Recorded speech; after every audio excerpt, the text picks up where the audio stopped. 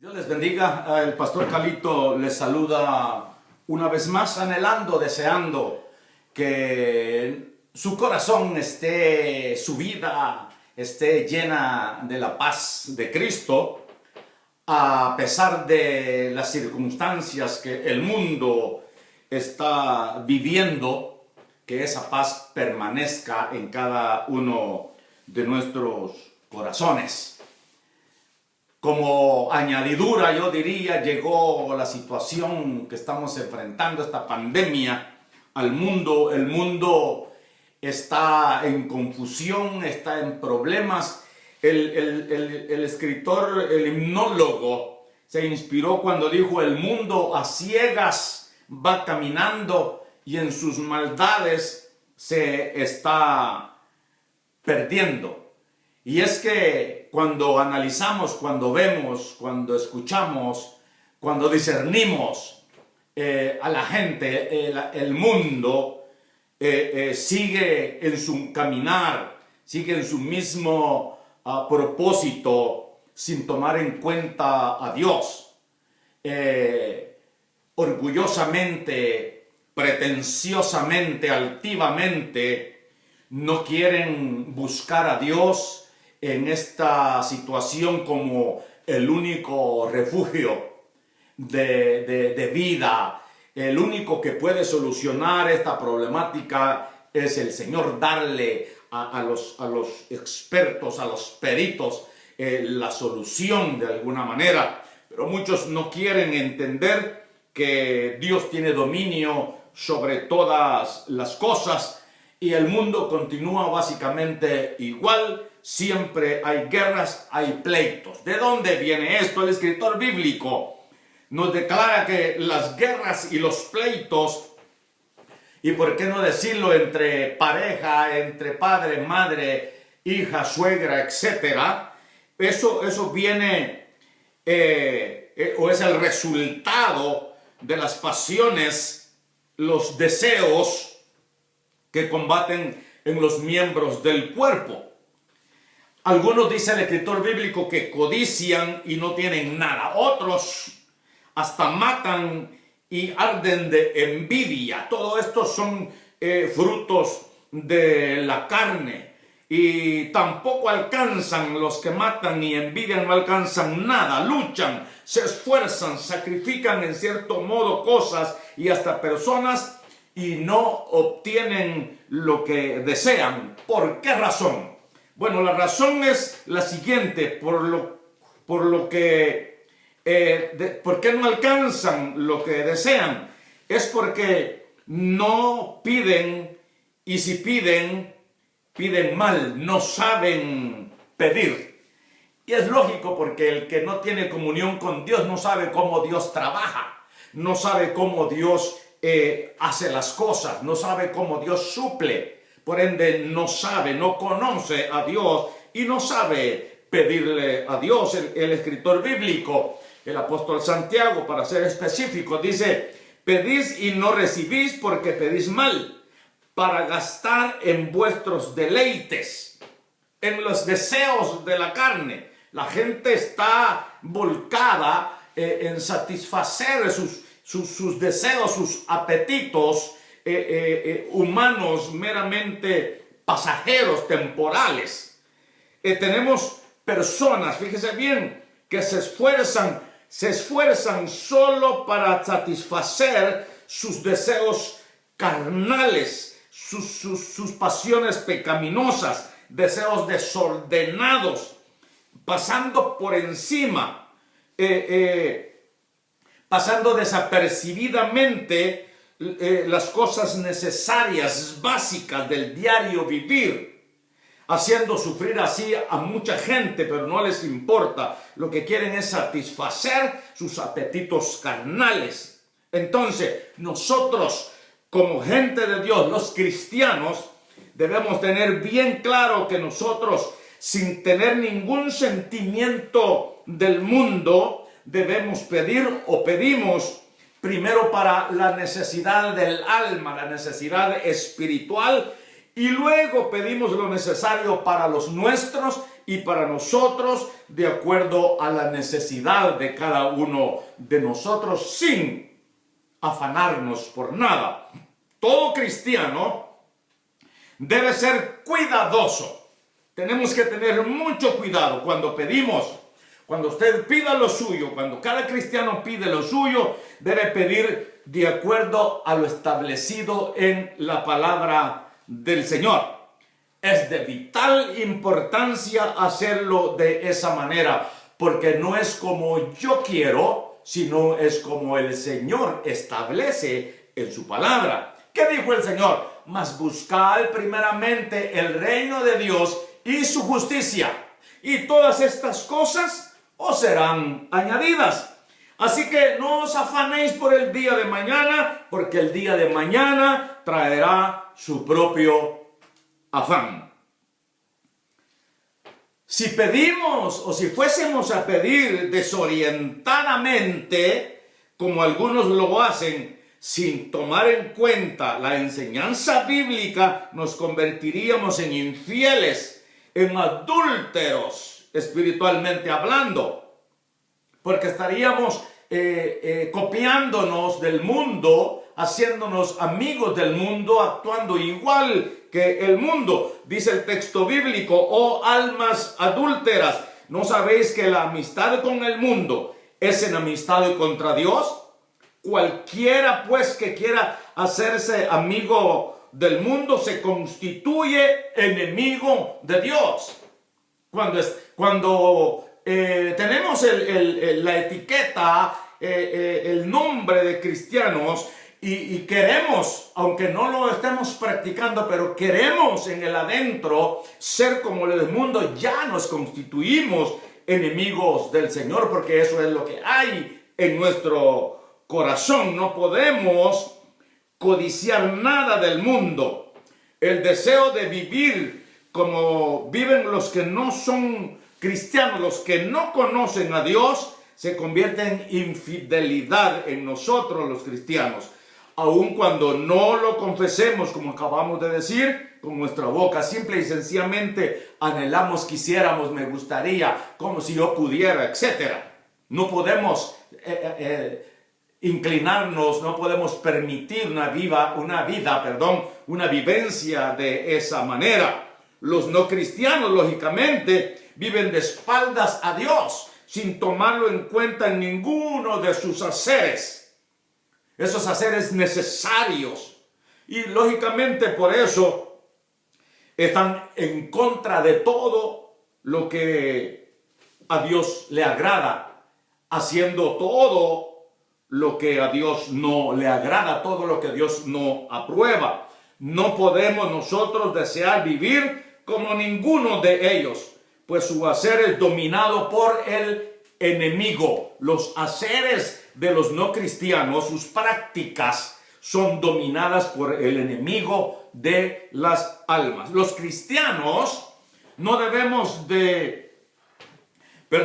los cristianos nos debemos de guardar de lo que contamina en el mundo o de lo que del mundo contamina. ¿Para qué? Nos debemos guardar para agradar a Dios.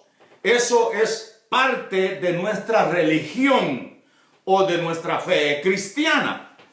Lo que dice el escritor bíblico: la religión pura y sin mácula, sin mancha, delante de Dios el Padre es esta: visitar a los huérfanos y a las viudas en sus tribulaciones y guardarse sin mancha del mundo. Guardarse sin mancha del mundo. Si tan solo deseamos lo del mundo, que está prohibido para nosotros los cristianos, estamos cometiendo un error, nos estamos contaminando. La mundanalidad, aunque no es un término escritural, es un concepto, una idea bíblica. esta idea o concepto denota o señala todo lo que es distinto a Dios, contrario a Dios y a su voluntad. Eso es lo que es mundanalidad. Lo contrario a Dios, lo que es distinto a lo que Dios establece, lo que está en contra de su voluntad. Los no cristianos viven de acuerdo a la voluntad de la carne. Los cristianos vivimos de acuerdo o deberíamos vivir de acuerdo a la voluntad de Dios. Por eso el apóstol Pablo recomienda, aconseja de la siguiente manera: no os conforméis a este siglo, sino transformaos por medio de la renovación de vuestro entendimiento, para que comprobéis cuál sea la buena voluntad de Dios, agradable y perfecta. El apóstol Pablo de los no cristianos escribió de la siguiente manera: entre los cuales también todos nosotros anduvimos en otro tiempo en los deseos de nuestra carne, haciendo la voluntad de la carne. No hacíamos la voluntad de Dios. Los no cristianos hacen la voluntad de la carne. Los cristianos hacemos o debemos hacer la voluntad de Dios. Y dice, de los deseos o de los pensamientos, y éramos por naturaleza, haciendo la voluntad de la carne, hijos de ira, lo mismo que los demás. Si nos contaminamos con el mundo, entonces venimos a ser lo que éramos antes, hijos de ira, como todos los demás. A los Efesios, otra vez el apóstol Pablo dice: esto pues digo y requiero en el Señor, que ya no andéis como los otros gentiles que andan en la vanidad de su mente, teniendo el entendimiento entenebrecido, ajenos, opuestos, convertidos en enemigos de la vida de Dios por la ignorancia que en ellos hay, por la dureza de su corazón. Ya a este punto de esta pandemia, ya deberíamos saber que mucha gente que nosotros conocemos, ya deberíamos de estar contando con ellos como reconciliados con el Señor. Pero no hay nada aparentemente que los doblegue. No hay nada aparentemente que los lleve a meditar que necesitamos a Dios.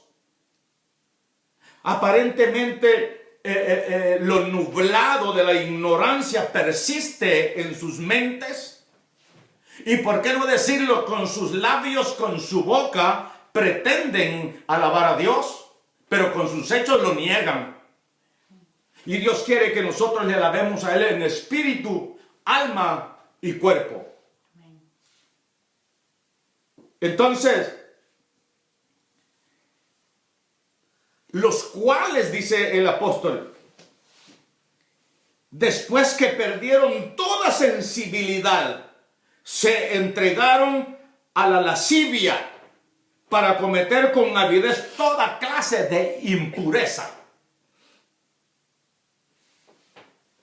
Hay gente tan y tan dura, mi hermano, que Dios les habla, Dios los bendice, Dios les hace milagros, y ellos siguen con el corazón endurecido, como de pedernal, como de piedra, pues.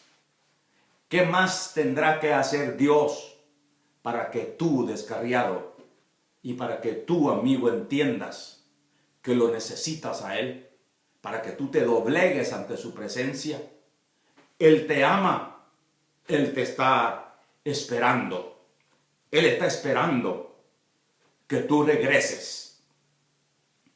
Ahora, todas estas acciones que son fruto de la carne, todo esto que acabamos de nombrar, separan al hombre de Dios, constituyéndose el hombre en enemigo de Dios, aun cuando Dios lo sigue amando. El apóstol Juan en su primera epístola nos enseña que no amemos al mundo. Amar al mundo es falta de amor a Dios. Si tú dices que amas a Dios y amas al mundo y vives para el mundo, te falta amar a Dios de todo tu corazón. Dice el apóstol Juan: no améis al mundo, ni las cosas que están en el mundo, las prácticas del mundo, esas cosas que se oponen a la voluntad de Dios. No améis al mundo ni las cosas que están en el mundo. Si alguno ama al mundo, el amor del Padre no está en él. Nadie debería decir que ama a Dios si está en el mundo, si ama al mundo, si está en las prácticas del mundo. Debería de ahorrarse, digo yo, esas palabras, porque Dios no acepta un amor compartido. Dios espera que nosotros le amemos a Él sobre todas las cosas. Amar al mundo es desear las prácticas de los ajenos a la voluntad de Dios. Amar al mundo significa despreciar a Dios. Amar al mundo es quitar a Dios del lugar que le corresponde y dárselo al príncipe de las tinieblas. Amar al mundo es poner interés, tiempo, amor en lo perecedero y despreciar o poner en segundo lugar lo eterno, lo que Dios promete como bendición para nuestras vidas. El apóstol Juan basa su argumento en el verso 16 y tiene sobrada razón. Tiene toda la credibilidad en lo que aconseja. Mire bien lo que dice. Porque todo lo que hay en el mundo, los deseos de la carne, los deseos de los ojos y la vanagloria de la vida, no provienen del Padre, sino del mundo, del sistema de afuera, de lo que no pertenece a la iglesia, del mundo de las tinieblas. Eso significa que todo lo que no viene de Dios y por ende es contrario a Él, viene del presente orden de existencia humana sin Dios. O sea, de ese orden que no tiene a Dios. Y por no tener a Dios, por no tomar a Dios en cuenta, ha caído bajo el poder de las tinieblas. Los cristianos anhelamos. ¿Qué anhelamos? Todo lo bueno para la gloria de Dios. Los no cristianos no se sacian porque la carne no se sacia. La carne quiere más y más y más. Por eso van de una situación a otra, de una práctica a otra, porque no se pueden saciar.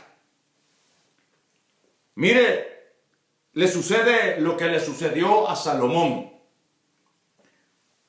Salomón, cuando fue viejo, su corazón no fue recto delante de Dios.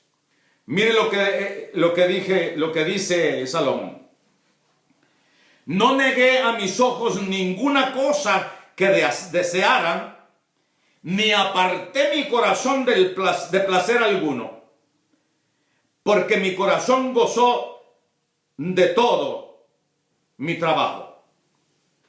Luego dice, por vivir esa vida, por haber torcido su corazón y vivir de acuerdo a todo lo que deseó, los deseos de la carne, los deseos del mundo, luego dice, aborrecí por tanto la vida, porque la obra que se hace debajo del sol me era fastidiosa. Hay mucha gente fastidiada hoy en día porque no quieren buscar a Dios, porque no quieren saciar su alma, su espíritu de lo bueno. Solo quieren saciar su carne con los deseos desordenados. ¿Por qué? Por cuanto todo es vanidad, dijo, y aflicción de espíritu. Dijo, todo es vanidad lo que se hace debajo del sol. Él no tenía capacidad, no podía ver un poquito más allá del sol. Él solo veía horizontalmente. No podía ver verticalmente. El himnólogo se inspiró y dijo, más allá del sol, yo tengo un hogar bello, hogar más allá del sol. Es cierto, todo lo que se hace debajo del sol es vanidad básicamente. Todo va a pasar. Cuando usted salga de este sistema, cuando yo salga de este sistema, no nos llevaremos absolutamente nada. Solo nuestras obras buenas, dice el escritor bíblico, seguirán con nosotros para galardón en la vida eterna. Que todo haya sido vanidad para Salomón, eso es el resultado de haber dejado a Dios y amar al mundo. Muchos, como Salomón, aborrecen y hasta maldicen la vida, porque todo lo que tienen y lo que practican es del mundo. Y aunque tengan mucho, no es nunca es ni será suficientemente para satisfacer el alma, cuyo precio es inalcanzable. La satisfacción del alma, ese precio es inalcanzable humanamente hablando. ¿Por qué? Porque ¿de qué aprovechará al hombre si ganare todo el mundo y perdiere su alma? ¿O qué recompensa dará el hombre por su alma? No hay precio que pueda pagar la satisfacción del alma. Solo Cristo pagó el precio para que usted y yo vivamos en paz, tranquilos.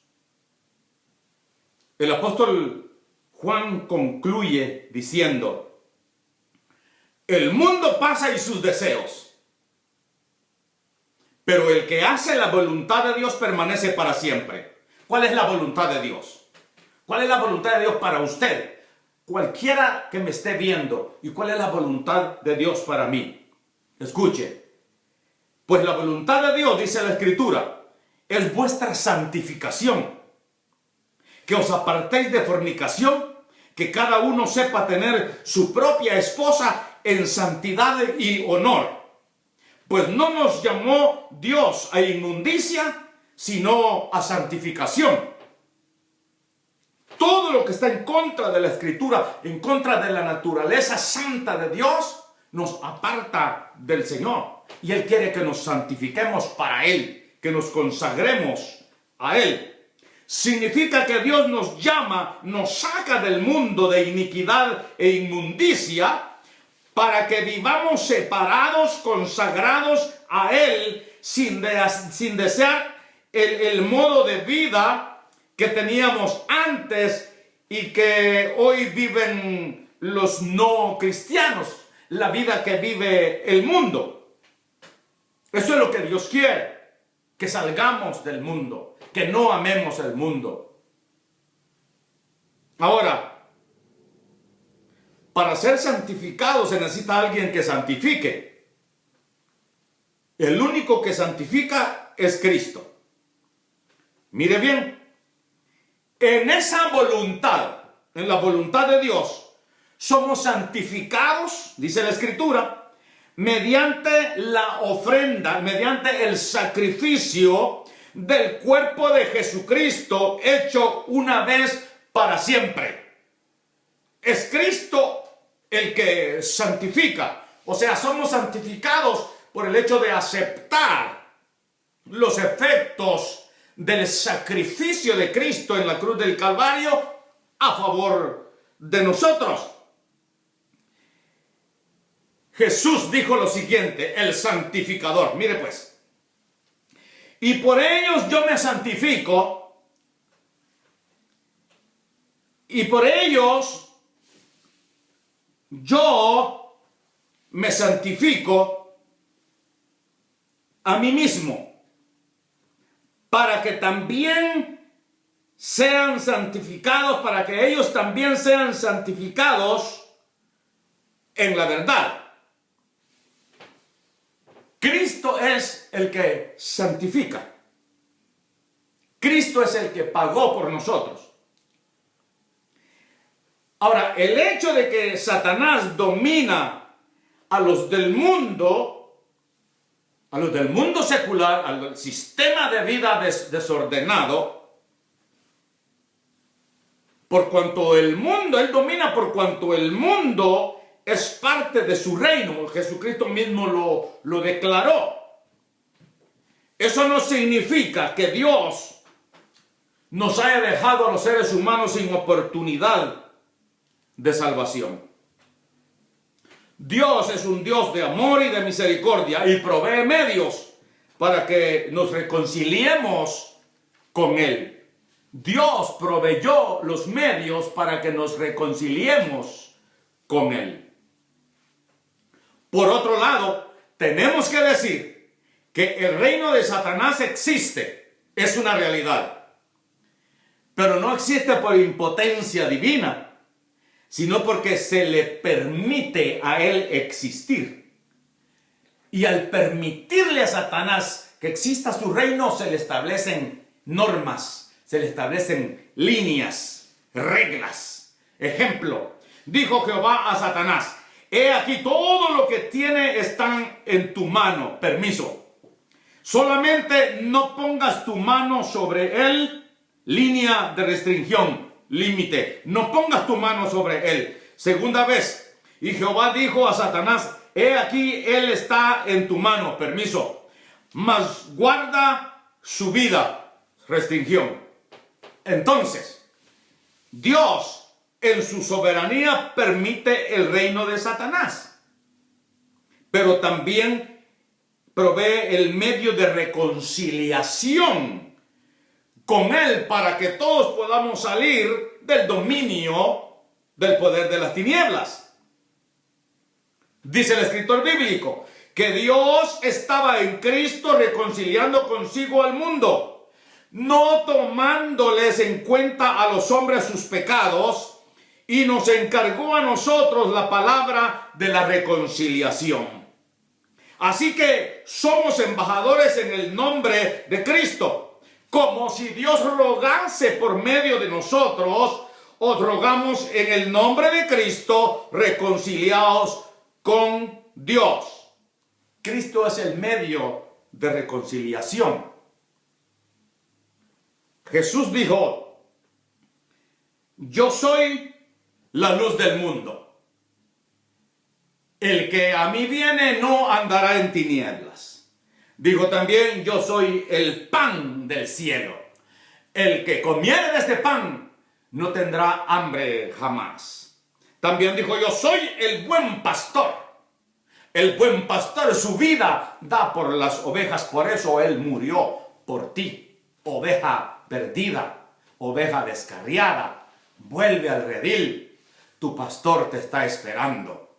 Tu Dios te espera. Él pagó ya por ti. También dijo: yo soy el camino, la verdad y la vida, y nadie viene al Padre, ninguno viene al Padre sino por mí. Yo soy, dijo Jesucristo. Dios le respondió, Jehová le respondió a Moisés: yo soy el que soy. Así dirás a los hijos de Israel: yo soy, me envió a vosotros. Cuando encontramos en el Nuevo Testamento la expresión yo soy articulada por Jesús, estamos hablando del nombre divino que hace resaltar el carácter único y verdadero de Dios. Cuando Jesús se pronunció como yo soy, recalca la absoluta necesidad de confiar en Él como divino y único Salvador, santificador, justificador y reconciliador. Él es Dios. Jesucristo es Dios. Jesús dijo, de cierto os digo, antes que Abraham fuese, yo soy. Con esto decía que Él existía antes que todo como Dios. Denota su preexistencia. En el principio era el verbo y el verbo era Dios y el verbo era con Dios. Jesucristo siempre ha cohabitado juntamente con el Padre. Él es Dios. Les dijo pues Jesús, cuando hayáis levantado al Hijo del Hombre, entonces conoceréis que yo soy. Ahora, a los judíos el Señor también les dijo, otra vez les dijo Jesús, yo me voy y me buscaréis, pero en vuestro pecado moriréis. A donde yo voy, vosotros no podéis venir. Vosotros sois de abajo, yo soy de arriba. Vosotros sois de este mundo, yo no soy de este mundo. Por eso os dije que moriréis en vuestros pecados. Porque si no creéis que yo soy, en vuestros pecados moriréis. Amado, amigo, si creemos que Jesús es el Hijo de Dios divino y que murió y resucitó por nosotros, somos salvos del mundo, del poder de las tinieblas, de los deseos de la carne, de los deseos de los ojos y de cualquier fuerza negativa que quiera apresar nuestra vida. Cristo te ama, Cristo nos ama. Usted, hermano, permanezca fiel, apártese del mundo cada vez más, apartémonos del mundo cada vez más, que Dios nos llamó a santificación. No amemos al mundo. Que Dios les bendiga.